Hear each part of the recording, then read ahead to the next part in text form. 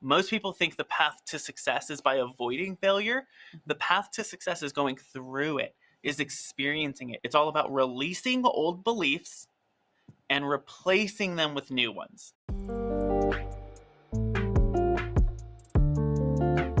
Hey, welcome to Scaling with Confidence. I'm Olusobanjo, entrepreneur, coach, consultant, and pastor, here to bring you dynamic conversations with high-level individuals who are scaling 6, 7, and 8-figure businesses. We believe that every entrepreneur has a unique story and purpose that can inspire others and positively impact the world.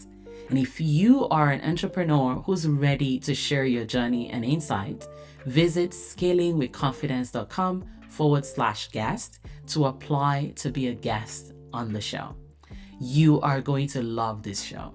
You're going to hear real stories from real people who are ready to inspire, challenge, and empower you. We don't just talk business strategy, we dive deep into the personal stories, challenges, and mindset that come with scaling a successful business. So let's go. Hey, Shawn, it's such a pleasure to have you on the Scaling with Confidence Summit. Thank you. I'm so excited to be here. And thank you, everybody who's watching and listening. I just want to shout you out for spending time committed to making you better, committed to improving the work that you're doing. Way to show up for yourself. Awesome. Thank you, Shawn.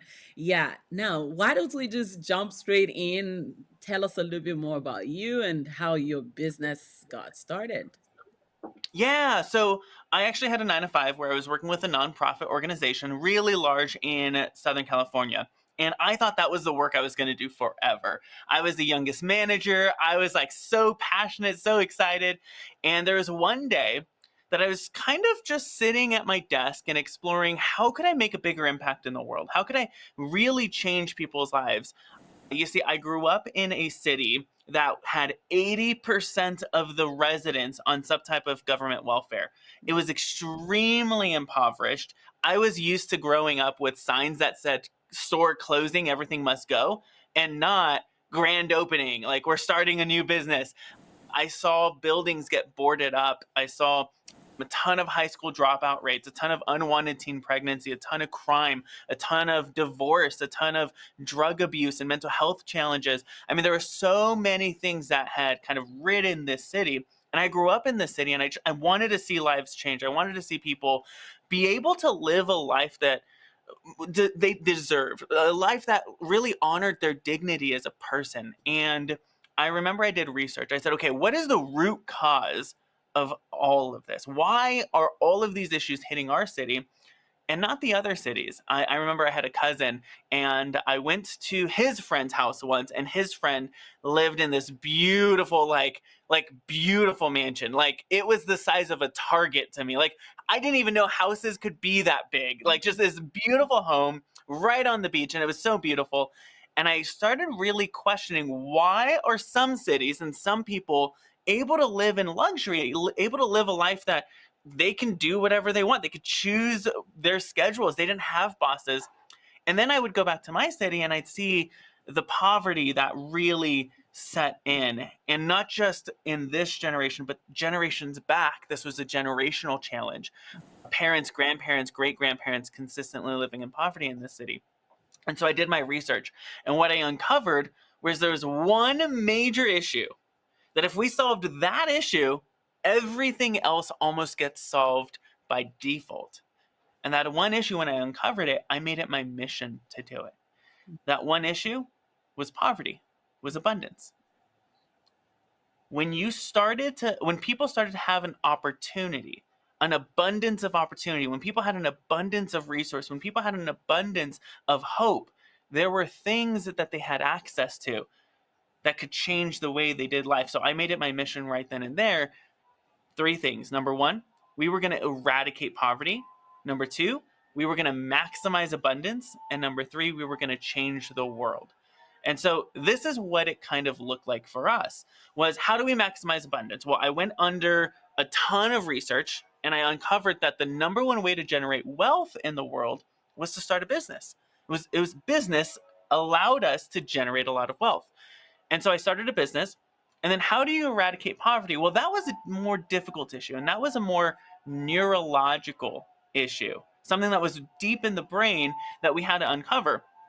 And so what we discovered was that there was a mindset or a perspective of poverty that even if people had opportunity, their poverty mindset would hold them back. Mhm. Even if they could make more money, their poverty mindset would repel the money. They'd actually be scared of it.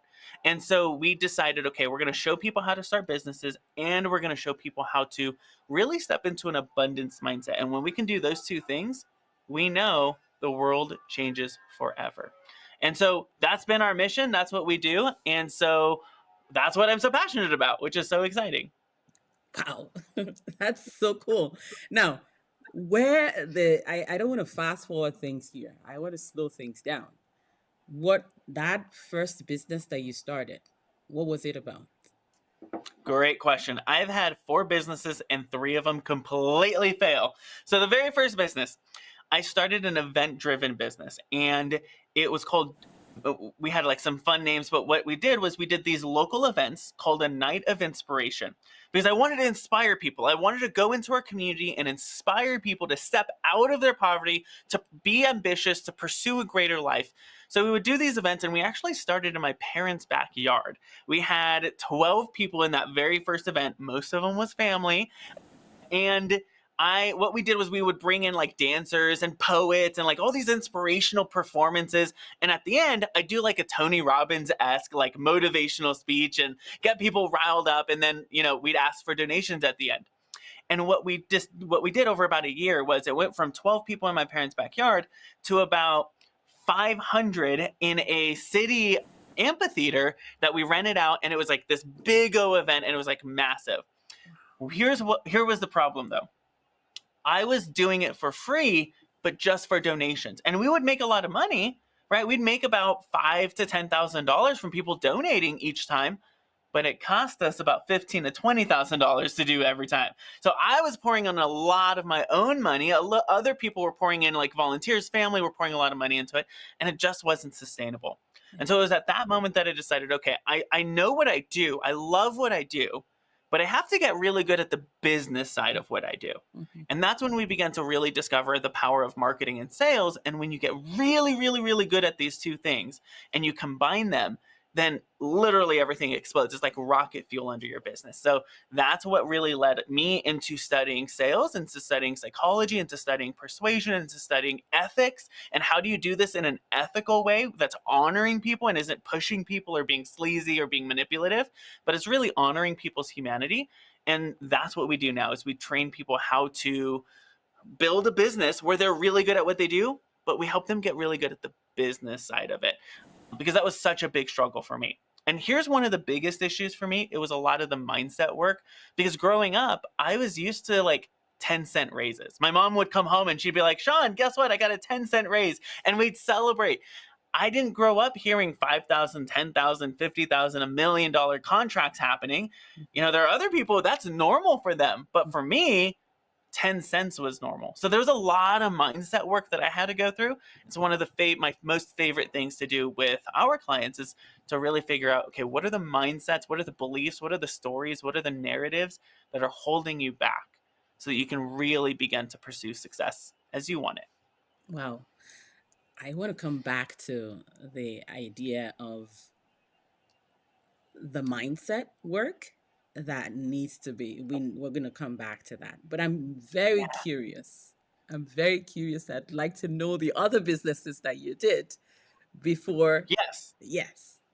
Okay. So the first was an event driven business. The second was more of like a so what we would do is we'd have these marketing packages and then we'd sell. It was kind of like a marketing agency. And what we discovered was that there are certain people who are ready for marketing and there are certain people who they're not ready for it. And so we actually still have the marketing agency side of our business, but we only work with companies now on the marketing side who have a proven offer, a profitable offer. They've been in business for a while. They have existing clients, they have existing customers. I can't tell you how many times I see people who are like, I want to market my business, I want to market my work, but they haven't sold anything yet. Mhm. And they think marketing comes first. Marketing actually comes second.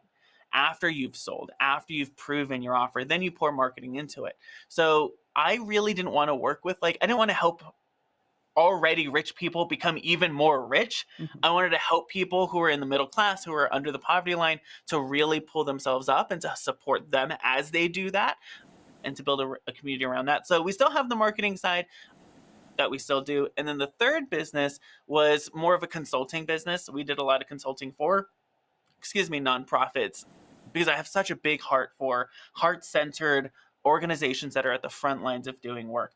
And the reason why that failed was mostly because of the connections. At that time, I was really scared to network. I was really scared to introduce myself. I was really scared to have conversations.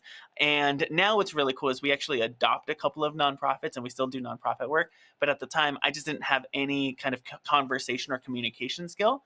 And it required me to really develop those, which has been really helpful in this business we've been running for about 8 years now and have seen incredible success with it, which has been really cool. Yeah. Wow. Thank you. Thank you for sharing that. You know, by the way, I love, love, love your energy and everything. I just love and I actually love the vibes that I'm getting around the kind of work that you do.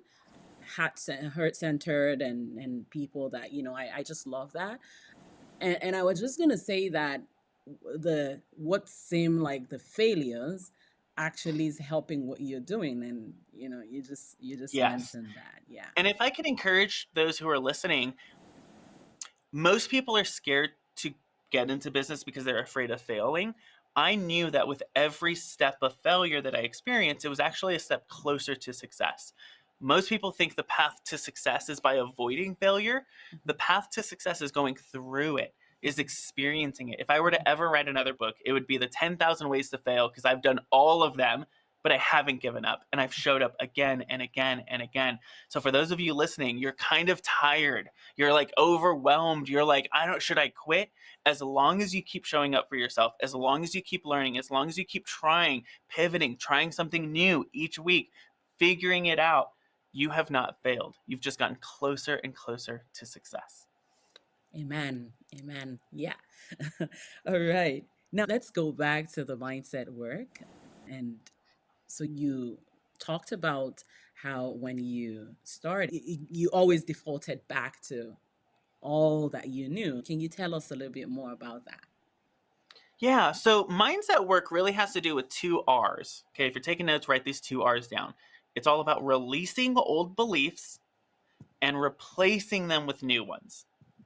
Your beliefs, or the lens or the perspective by which you're viewing the world, will determine what you feel is permissible for you, right? If you feel like, hey, I could make some asks, I can go talk to people, I can go do things because I believe I'm worthy of it, I can welcome wealth into my life because I believe I'm worthy of it, it'll be so much easier to take the action that's required to accumulate that wealth. But if you believe that, well, the most amount of money I can make is like 10 cents an hour, like 10 more cents an hour, if you're held back by certain beliefs, like money doesn't grow on trees, or, money is evil, like those beliefs, your job then is to release them and then replace them with new beliefs. So, some of the homework I have clients do is write down all of the things that you heard about money growing up. Most of the time, our beliefs, our initial beliefs, are given to us by our parents or those who raised us, by society, by the culture we grew up in, by our school system, by our teachers, by our friends. The beliefs they had were given to us. And as kids, we don't know we have a choice to let those beliefs go, or just, oh, that's just how the world works. And so we grow up believing these things. I remember growing up, I believed money was evil. I believed money, if I had too much money, it would change me. It would make me really greedy and evil, and like I'd lose my soul. And like it was this all of these like negative things. So when growing up, I wanted to make a lot of money. No wonder I wasn't. No matter I had a hard time asking for money, because Mhm, all these beliefs were kind of in the back of my mind, still mhm, holding me back on a mhm, subconscious level. So write down all of the things you heard about money. I'll give you a couple of examples. So money doesn't grow on trees. Write that down. Like if that's what you heard, write it down, and then I want you to really explore the lie that's in this belief. Money doesn't grow on trees. Well, it's kind of a lie out of omission. What this does is it tells you where it doesn't come from, but it doesn't tell you where it does come from. So you're focused on like, okay, I don't have enough because it doesn't grow on trees, but you're not really focused on how to create it. Where does money come from? Well, mhm, here's the truth that is so empowering. Money comes from value. If you can add value to people's lives, you can create wealth. If you can help people get somewhere faster or easier or more fun with more adventure and with higher quality of life, guess what? They're willing to pay you for it.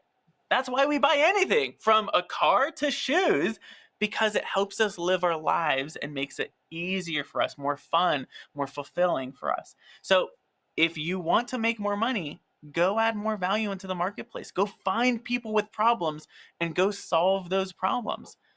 Income is a result of impact.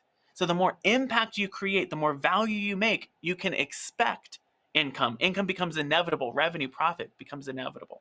So you want to first identify all of the lies and then uncover all of the truths. I'll give you another one.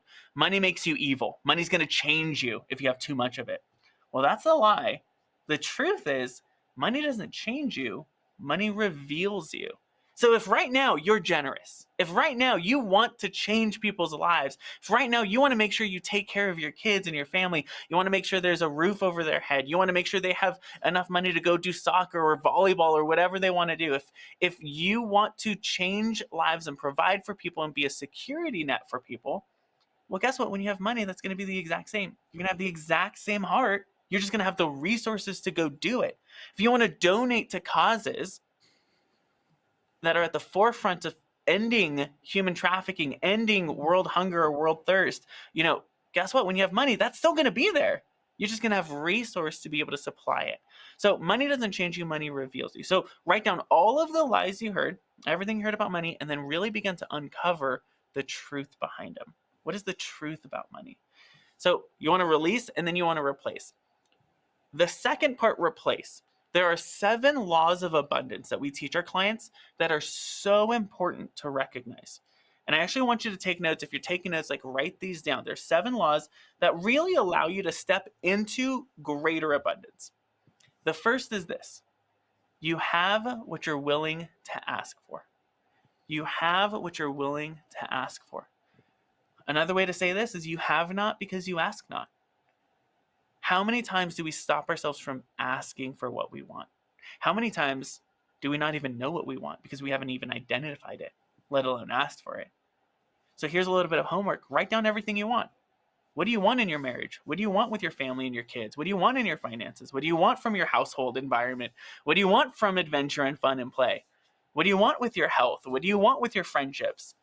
Identify it and then start asking. Let people in. Let them know this is what my life is about. This is what I'm going after. This is the mission and the lifestyle I want to live.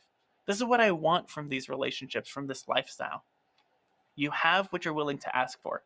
So many people come to me and they'll say, Shawn, I haven't landed clients, or I haven't had business come in, or I haven't made more money. Well, have you asked for it? How many people have you asked to become clients of yours? Most of the time they're like, well, I'm posting on Facebook. Cool. That's great. That's fun. But go ask people, go tell people the type of clients you want, and then let them know, do you know anyone like that? Is that you? Can I help you? Go ask. You have what you're willing to ask for.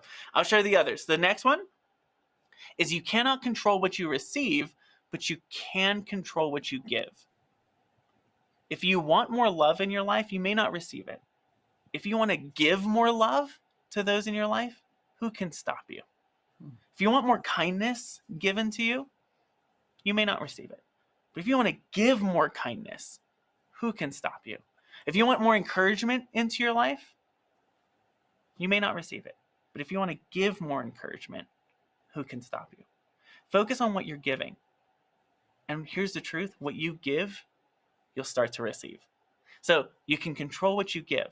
Focus on what you're giving. The third law, real quick, is joy accelerates abundance. So follow the joy, find joy. If there's something in your life that you're like, I'm passionless about this, there is no passion, there's no joy, there's no fun, then either change what you're doing, remove it from your life, or find a way to make it fun. There's always a way to do something in such a way that makes it fun. So we have a rule in our staff, in our company, with our clients, is find the fun. If it's not fun, you're not going to want to do it. So how can we make this fun? The fourth is there's more than enough for all of us to win. There's more than enough money, opportunity, clients, revenue. There's so many opportunities. There's more than enough for all of us to win. Just because I win doesn't mean you lose. Just because you win doesn't mean I lose. we can all win, which is really exciting. The fifth law is slowing down is the fastest path to abundance, to an abundant life. Slowing down. How often do we take 10 minutes just to ask ourselves, is this what I want to do? Am I on the right track? Am I doing the right things? Is this leading me to where I want to go? I guarantee you take 10 minutes a day just to set an intention, to slow down, to breathe. Your entire life will be different. Your entire day will be different. The direction of how people treat you will be different. So, slowing down is the fastest way to abundant life. And two last laws of abundance. Many hands make light the work is number 6. Many hands make light the work. In other words, people want to help you. When's the last time you asked for help? When's the last time you said, this is what I want in my life, can you help me? And also, when's the last time you helped someone else? Just because you wanted to help, just because you wanted to give. With more people, imagine you had 10 people who said, Olu, or whoever's listening, Joey, I'm here to serve you. I'm here to help you. I'm here to support your mission. I am on mission for your mission. How can I help you? How would that change things for you? Well, there are people who want to help you. You just haven't told them how. They want to help you. People want to help you. You just haven't given them permission or the know-how. And then the final, has this been good or what? The final one Amazing. is abundance for one is abundance for all. A lot of people are scared of abundance because they think, if I have abundance, what will people say to me? What will people think of me? If I have a lot of wealth, if I have a lot of resources, well, what is my family going to say or think? But here's what's really cool about abundance. So I have this cup here. If this cup was overflowing with water, I could not help but get everything else around it wet. You cannot help being generous when you have so much that it overflows into other. I live an abundant life, so I can overflow naturally into other people. So I can be, I've heard some people say, like, you're blessed to be a blessing, right? You overflow with abundance of resource and love and hope and friendship and energy and fun, so that it becomes contagious and you just spread it just naturally, right? It's inevitable because you're overflowing. It flows into others. Those are the 7 laws. So the 7 beliefs we really help our clients really kind of ingrain and develop in their brain. Can you see how just implementing maybe one of these will begin to shift the way you show up in your business, in your life, in your family, in your relationships, etc.? This is amazing. Now, do you sometimes find people that would say to you, I don't have any beliefs around money? I don't have any beliefs about money. I would have a hard time believing that. I would have to explore the person and like where they're at, because all of us have had some type of interaction with money, with finances, and so any interaction is going to be connected to a belief. And so for some people it takes them a little bit of time to uncover what those beliefs are, but those beliefs are there. Sometimes they're deep seated, sometimes they're forgotten beliefs, but they're impacting behavior without us even realizing it.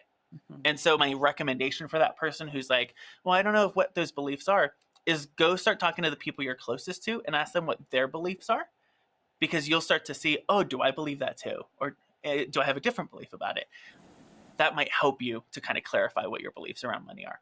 I love that. I love that. And that was where I was getting to, where sometimes you find me hard to uncover the beliefs that you have around money. And but at the same time, it doesn't mean that it's not stopping you right now, right?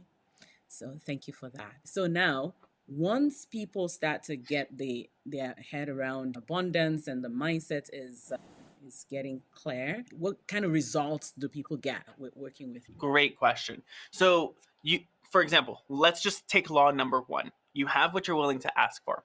One thing that we have our clients do is every single day, they have to ask 5 people for either a referral, for a connection, or to be a client. You start asking 5 people this month, 5 times 30 days, that's what, 90, 120, 150. It's 150 people you're talking to.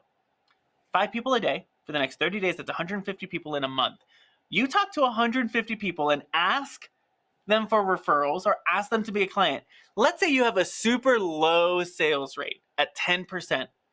That's 15 new clients. How much money would you make from 15 new clients? Let's say half of them at your highest level, right? Some of our clients, they sell at 5,000, some of them sell at 30,000, right? 5 clients at the $5,000 level is $25,000 this month, right here, right now. Mhm. Right at the 30,000, that's 5 times 30 is again 150K. It's 150K a month. So Mhm. you have what you're willing to ask for. How often are you asking? That as you begin to ask for more things, you will begin to receive. When we really teach this principle, we talk about how asking is the beginning of receiving. You will only ever receive once you've made an ask. Occasionally you'll receive unasked for gifts, which is amazing, right? But most of the time that's because you've poured into other people and they care about you. So they'll just gift things to you without asking. Most of receiving, I want to say 95% of receiving is on the other side of asking. So start asking more, right? What do you want? Do you want more speaking engagements? Go ask every single person on your friends list on Facebook. Do you know anyone who's looking for this kind of speaker? Or who has a stage or has a podcast or has a workshop or has a summit or has whatever? I'd love to speak. You ask, let's say you have 2,000 people, that's 2,000 opportunities for you to ask for what you want. So go ask more. And then you'll start seeing the kind of the impact of that one law in play. Just one law. Just Yeah. one law, and you see a huge difference in your business. This whole summit is about scaling with confidence, and I can easily see how just mastering one of these laws or any of these laws can and actually give you that confidence to be able to scale with ease. Now, do you want to just talk into that and the mindset around just scaling with confidence? Yeah. So when it comes to scaling, what you really want to focus on is first figuring out what works. Because you would hate to scale something that's not working. Something we tell our clients all the time is doing the wrong things better is a waste of time. Right? You're doing the wrong things. Doesn't matter how good you get at the wrong things, it's still wasting your time. So you want to make sure you're scaling the right things. So some of the questions I would have you ask is number one, what's working that you actually want to scale? Is it the way that you're showing up on social? And how do you want to scale it? Is it more frequently, or do you want to scale the visibility side? How many people watch you? Is it a system you have set up? Maybe it's an onboarding system and you really want to scale the effectiveness of that or the smoothness of that experience. Maybe you want to scale the impact of your program. Here's something we do every single year is we adjust, we re-record, we go back to our curriculum and we make it better every single year because we want to scale the quality of it every year. We want to be at the top of, the frontier of what is working and what's not working. So identify what's good that you want to scale and then ask yourself, how do I want to scale it? And what I would say is scaling with confidence. Confidence is a state of mind, Mhm. right?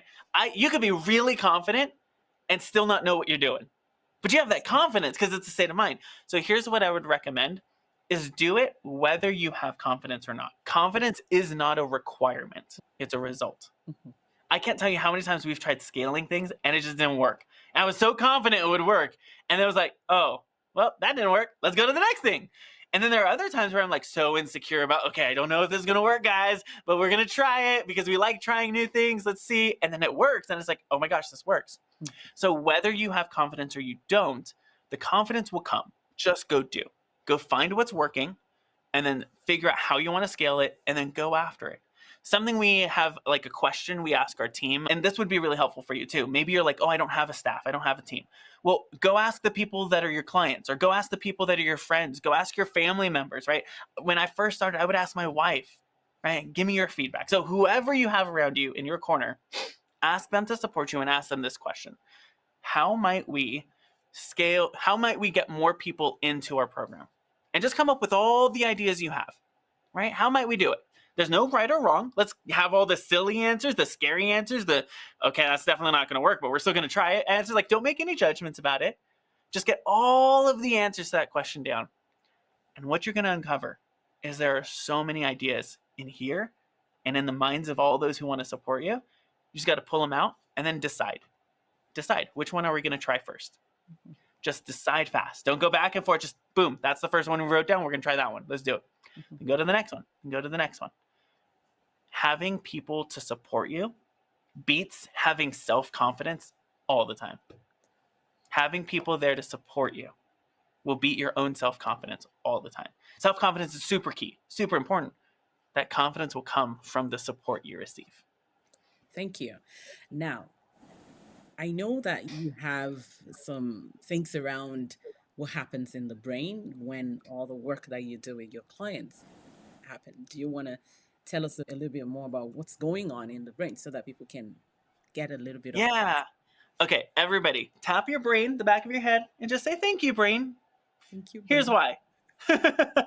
Your brain's number one job, it has a lot of jobs, right? To tell you to breathe. Subconsciously, it tells you, like, oh, something's hot, move your hand. But the number one job that it has you, the primary job your brain has, is to keep you alive. It's survival. Here's how it does that. 5 times a second, it scans unconsciously, so on a subconscious level, you're not conscious of this, but it scans the environment and asks, am I safe or am I in danger? And your brain, because it's primed for survival, will believe it's in danger even if it's not. More often than it'll believe it's safe even if it's not. So you got to recognize your brain is designed to keep you alive and to see things as dangerous first, which means that's normal. That's healthy. Like that's a good thing. Your brain does that to keep you alive. What that means, though, is you need to start retraining your brain to see opportunities that may not be there. One thing that we teach our clients, if you're familiar with Brené Brown, incredible psychologist when it comes to the emotional experience of humans, is most people are really disconnected from themselves. They can only communicate 3 emotions: happy, mad, and sad. The truth is, we actually experience 150 emotions every day. Every day. Here's why. We are emotional creatures first. We are feeling creatures who occasionally think. Most of the time, people think, well, I'm pretty logical, I'm reasonable, right? I'm a thinking creature who occasionally feels. No, the way our brain is literally designed is it receives information from our 5 senses. We actually have more than 5, but we have 5 senses, right? That information goes through our nervous system into the back of our brain, and it hits a part of our brain first called the amygdala. That part of the brain is the emotion center of the brain. If that emotion center says, hey, we're safe, we're good, then the information gets passed to front here, which is the prefrontal cortex, and that is the part of the brain that is logical, that is thinking, conceptual. So we're emotional creatures first, which means our beliefs are associated with highly emotional moments in our lives. From tension and stress to anger and frustration, way back when we were childhood. Because guess what? Those emotions mean we're in danger, and our brain traps that a lot easier than happiness or joy. So, what you want to do is begin to identify, okay, what were those moments of stress or trauma or anger from the past, and what beliefs began to get associated or begin to form because of those moments. So that's a lot of like the brain work we do, but just having a basic understanding of your brain allows you to kind of feel relieved in knowing, oh, this is normal. I'm a feeler. I'm an emotional creature first. That's normal. So you want to begin to really get connected with yourself. The more connected you are with yourself, the more you can expect others to feel connected to you as well. And how many of you want clients who feel really connected to you, who feel deeply associated, like, wow, I really believe in the work you're doing? Well, connect with yourself first, and then it'll be so much easier to connect with others. So it comes back to what you were talking about earlier on about, I mean, the question that I asked about the guy that, or the person that says, I don't have any feelings around money. Are you saying that it's just because you've not taken the time to connect with yourself? If somebody is saying that, that could be a reason, yes, is take time to connect with yourself. Take time to kind of sit and be grounded in who you are. Sometimes the truth and the clarity that we're looking for, we already have. We just haven't given ourselves permission to acknowledge it. We haven't given ourselves the time to acknowledge it. Some of us have a truth or a piece of insight or a clarity that we already have, like we already have it.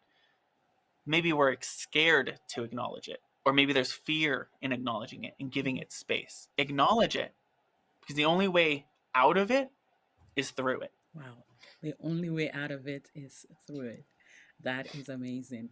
Now, I know you have a gift for our viewers, and do you want to tell us about that? Yeah. So we love doing a lot of this mindset work. If you are in a space where you're like, Shawn, I need more of those 7 laws, like, tell me more. Well, Mhm. if you go to heckyesmindset.com, and you'll be able to get access to it. As a gift, we typically charge $21 because there's 21 lessons about it, but we'll give it to you for free. All you have to do is message our team, and I believe Olu's going to have access to that. But you go to heckyesmindset.com, and what we want you to do, here's what we want you to do. We want you to pay the $21 as an energetic commitment, and then we'll refund it right after you send us the money, or right after you send us the email. The reason why we do that is because we've recognized if you pay, even if you're getting it refunded, you're going to take it more serious. And there's an energetic investment into it. So pay for it, we'll refund it, make it free for you, but I want you to be committed to the work. So go to heckyesmindset.com and you'll be able to get signed up. Awesome. Thank you so, so much, Shawn, for being here. Thank you for sharing so much abundantly with our audience today. Thank you. Thank you so much, Olu. It's a pleasure to spend time with you. You as well. All right, everyone. Thank you so much for listening to Scaling with Confidence. If you'd like to be featured on this show, check us out at scalingwithconfidence.com/cashflow and attend my next live challenge where I'll reveal the 3 secrets to increasing your visibility for more profit. And if you're an entrepreneur that would like to be celebrated for your success and be on this show, please visit scalingwithconfidence.com/guest. Keep shining. The world needs your light.